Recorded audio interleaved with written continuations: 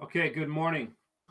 It's Wednesday, and we've got about 6 minutes till the open. All right, doesn't even matter. Uptrend, downtrend, great news, bad news. We're opening in range, in value, and that is generally going to be a choppy situation. So not really much conviction in the overnight.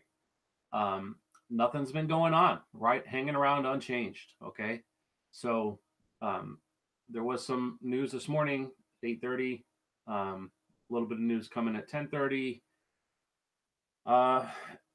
We'll see what happens, but the tempo of the price action right now, that's what I'm trying to say, is not much. And usually about now it starts to kind of pick up a little bit. Not really seeing much jumping around. We are opening between 2 points where if someone is so inclined, we do get a move. Now, first of all, you got to remember this dynamic. Now, this is separate from the value area, this gray area. I have now moved the price labels over to the left.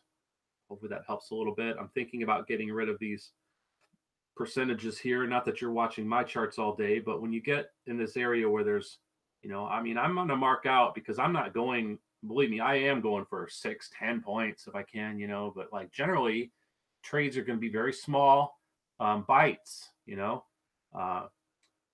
3 ticks to 2 or 3 points, somewhere in there.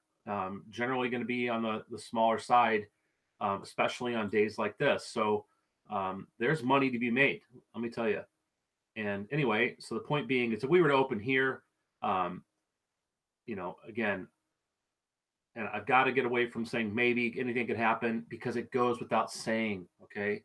So one possible storyline is we trade up to the TPOC here, and then it trades back down.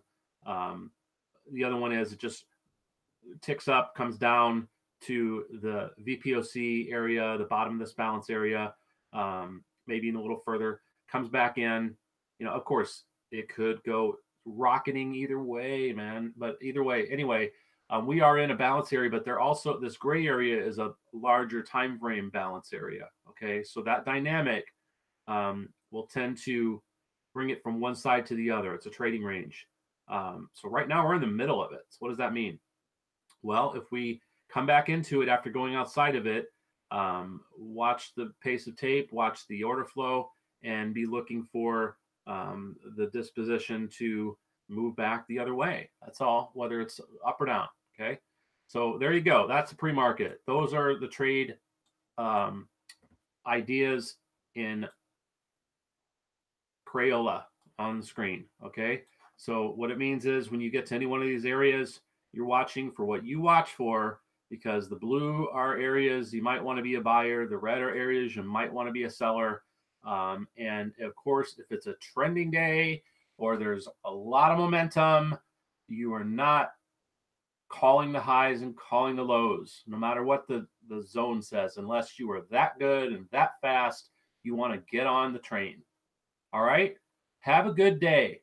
I'm not going to be making many videos until I figure out what I'm going to do, because I'm not out here to help enrich. Not that I have hardly any viewers, but let me tell you what, I don't want to enrich one viewer who is of the kind of person that I would not.